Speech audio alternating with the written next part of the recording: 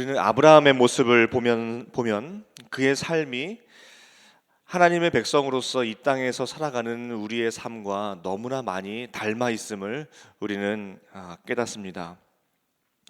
아브라함은 그가 본토 친척 아비집을 떠나 하나님께서 지시한 땅을 갈 바를 알지 못한 채 떠나서 이민자의 삶을 살기 시작했습니다. 우리도 고향과 친척과 가족을 떠나 먼 이곳에 와서 이민자로 살아가고 있죠. 아브라함은 그의 아내 사라를 누이라고 속이게 되죠. 그의 생명의 어려움과 위태로움 앞에서 자기 아내를 누이라고 속이는 일을 하게 됩니다. 우리도 때로는 인생에 참 긴급하고 어려운 일 앞에서 이런저런 죄의 자리에 앉을 수밖에 없을 때 많이 있습니다. 아브라함은 이삭을 낳을 것이라는 언약의 말씀을 받았지만 그것이 너무나 더뎌지니까 인간적 방법으로 아들을 낳게 되죠. 우리도 때로는 참 기도 많이 하지만 기도 응답이 더뎌지게 되면 이런저런 인간적 방법을 찾게 되고 조급해하며 믿음이 낮아지는 것을 또 경험할 때 있습니다. 이렇게 참 아브라함의 모습들은 우리의 인생과 많이 닮아 있는데, 이제 오늘 본문 아브라함과 아비멜렉이 언약을 맺은 오늘 본문을 보면서 세상 속에서 우리가 어떻게 그리스도인으로 살아가야 될지 교훈을 오늘 한번 삼고자 합니다.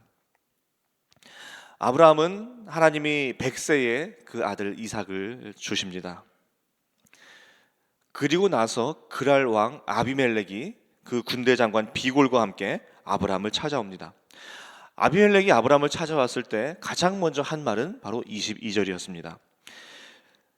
함께 보시면, 그때에 아비멜렉과 그 군대 장관 비골이 아브라함에게 말하여 이르되 내가 무슨 일을 하든지 하나님이 너와 함께 계시도다.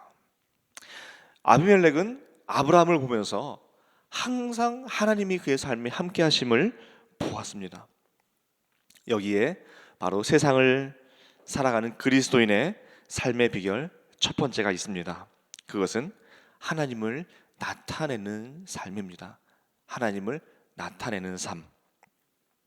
하나님께서 분명히 계시고 그 계신 하나님께서 우리 삶에 항상 살아 역사하심을 보여주는 삶입니다. 아비멜렉은 어떻게 아브라함에게 하나님께서 날마다 함께 하시는 그것을 알았을까요? 아비멜렉은 앞장 20장에서 아브라함과 아주 안 좋은 기억을 가지고 있습니다. 아브라함이 네게브 땅으로 옮겨가 그랄에 거주할 때에 아브라함은 그의 목숨을 지키고자 사라를 그의 누이라고 속이게 되죠. 아비멜렉은 그걸 모른 채 그 사라를 자기 사람을 보내서 자기 궁궐로 데리고 오게 합니다. 그때 밤에 하나님께서 아비멜렉의 꿈에 현몽하셔서 이렇게 말씀하시죠. 네가 데려간 여인으로 말미암아 네가 죽으리니 그는 남편이 있는 여인이라. 그리고 이때 사실은 아비멜렉 가족의 태의 문이 닫히게 됩니다. 이것을 깨달은 이 아비멜렉은 너무나 놀랍고 두려워서 사라를 돌려보내죠. 그리고 사라를 다시 되찾은 아브라함은 아비멜렉을 위해서 축복 기도를 해주는데 그 기도의 결과를 20장 17절은 이렇게 기록합니다. 아브라함이 하나님께 기도하매 하나님이 아비멜렉과 그의 아내와 여종을 치료하사 출산하게 하셨으니 여호와께서 이왕에 아브라함의 아내 사라의 일로 아비멜렉의 집에 모든 태를 닫으셨음이더라. 이 아비멜렉은 아브라함의 아내 사라를 데리고 왔을 때 하나님이 꿈에서 생생하게 말씀하시는 그 말씀을 들었습니다. 그리고 그 아브라함의 기도로 인하여서 닫혔던 태가 열리는 것을 경험했습니다. 또한 그는 아브라함이 100세에 아들을 낳는 소식을 들었겠죠. 아비멜렉은 아브라함의 삶에 하나님께서 살아서 역사하시는 것을 그가 체험하고 들었던 것입니다. 그래서 그와 같은 고백을 하죠. 우리의 삶도 이와 같아야 됩니다. 우리 삶을 통해서 하나님의 모습이 보여야 합니다. 우리 삶에서 하나님께서 살아계시고 함께 하시는 모습이 나타나야 합니다. 그리고 그것이 세상이 함께 그것을 알도록 해야 하는 것입니다. 그것이 바로 세상을 살아가는 우리 그리스도인들의 모습입니다. 비록 삶의 무게가 너무나 무거워서 애굽으로 내려갈 때도 있습니다. 기도의 응답이 너무나 더뎌서 조급해하고 또 인간적 방법으로 여기저기 조급한 마음으로 다닐 때가 있습니다. 그러나 하나님만은 놓으면 안 됩니다. 하나님의 손만은 꼭 붙잡고 있어야 됩니다. 그럴 때 하나님은 반드시 우리 삶에 일하실 줄로 믿습니다. 보디발에 팔려간 요셉을 한번 보세요. 보디발이 이 요셉을 보면서 어떻게 말합니까? 그의 주인이 여호와께서 그와 함께 하심을 보며 또 여호와께서 그의 범사에 형통하게 하심을 보았더라. 이 보디발은 요셉이 하는 것을 통해서 하나님의 모습을 보았던 거예요. 하나님의 그의 삶의 날마다 함께 하심을 이 이방 보디발이 보았어요. 우리가 또한 잘 알고 있는 다니엘의 세 친구, 금신상에게 절하지 않았던 그 다니엘의 그 세 친구, 또한 사자굴 속에 들어갔던 그 다니엘, 이들의 모습을 보았던 느부갓네살 왕, 그리고 또한 다리오 왕이 살아계신 하나님을 찬양하는 모습을 우리가 다니엘서에서 보지 않습니까? 또한 다윗은 고백하죠. 내가 사망의 음침한 골짜기를 다닐 때에도 해를 두려워하지 않을 것은, 그 다음 뭐죠? 주께서 나와 함께 하심이라. 주께서 나와 함께 하심이라. 참 힘들고 고된 삶을 살고 앞이 캄캄한 길을 걸어간다 할지라도, 언제 끝날지 모르는 이 고난의 길을 걸어가고 있다 할지라도 바로 그때도 주님께서 함께하고 계십니다. 그리고 그 주님께서 함께하고 계심을 알아야 돼요. 그리고 나만 아는 것이 아니라 세상이 알도록 해야 돼요. 그것이 우리가 해야 될 일입니다. 우리 삶으로 하나님을 보여주시기를 간절히 소망합니다. 우리 삶에 함께 하시는 하나님을 나타내시기를 소망합니다. 이제 아비멜렉은 아브라함에게 한 가지 맹세를 청합니다. 그것은 아브라함에게 거짓되이 행하지 말기를 맹세하도록 한 것입니다. 아마 아브라함은 이 아비멜렉을 속인 적이 한 번 있고, 또 그로 인해서 아비멜렉은 큰 두려움과 화를 입을 뻔했기 때문에 실제로 태문이 닫히기도 했고요. 그래서 아브라함에게 다시는 거짓 행하지 말라라는 요청을 맹세로 이제 요청을 하게 된 것이죠. 그러자 아브라함은 내가 맹세하겠다 하고 아브라함은 맹세를 합니다. 그리고 나서 아브라함이 아비멜렉에게 반대로 또 이제 청을 하면서 맹세를 하도록 합니다.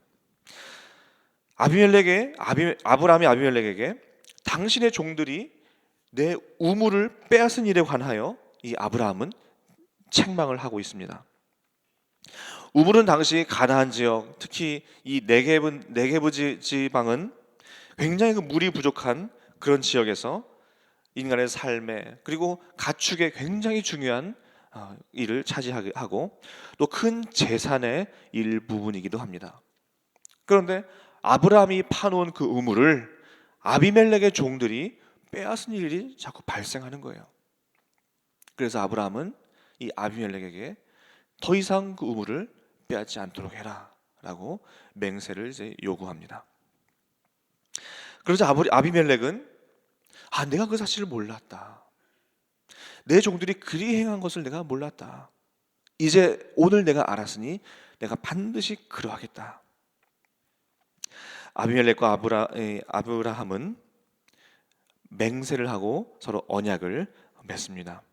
아브라함이 양과 소를 가져다가 아비멜렉에게 주고 언약을 맺어서 그곳을 브엘세바, 맹세의 우물이라는 뜻으로 브엘세바라고 그 지역을 이름을 짓습니다. 여기에 세상을 살아가는 그리스도인으로서의 두 번째 삶의 큰 원리가 있습니다. 그것은 진실한 삶과 소유권을 확실히 하는 삶입니다.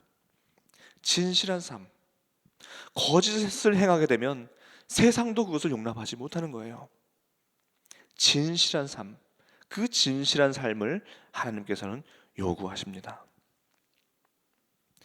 또한 소유권을 확실히 하는 삶.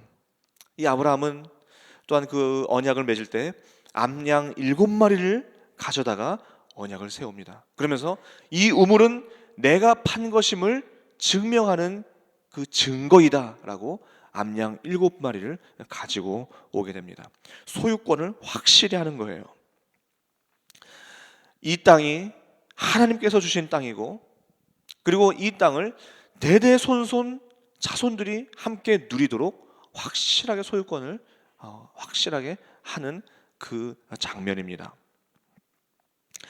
아브라함은 그렇게 그 땅과 자신의 삶의 소유권을 하나님의 그 소유로 확정을 해놓았죠. 그리고 오늘 본문 바로 다음 장 22장에 어떠한 일이 일어납니까? 우리가 너무나 잘 아는 아브라함이 이삭을 드리는 장면이 바로 다음 22장에 나옵니다. 아브라함은 이 우물이 자기 것임을, 그리고 후손 대대로 이 우물을 사용할 것을 확실하게 이제 언약했는데, 그 언약은 이것이 내 것이라는 것이 아니라 하나님께서 주심을 언약하고 있는 것이죠. 그리고 나서 하나님께서 아브라함에게 이삭을 요구하십니다. 만약에 아브라함이 이 우물과 또 이 백세에 주신 이 아들과 또 내 삶이 내 거다, 내 것이라고 생각을 했다면 백세에 얻은 그 이삭을 드렸을까요? 드릴 수 없었겠죠. 이것은 내가 어떻게 드리냐? 그런데 아브라함은 그 아비멜렉과 맺은 그 언약의 그 본질을 어떻게 이해했습니까? 하나님이 주신 것이다. 하나님이 소유권자다. 하나님이 소유권자다라는 것을 인정하고 언약을 맺은 겁니다. 그러니까 바로 그 22장에서 하나님께서 네 사랑하는 독자 이삭을 드려라 라고 말씀하실 때에 그 이삭을 데리고 모리아산 제단 위에 올려놓을 수 있었던 것입니다.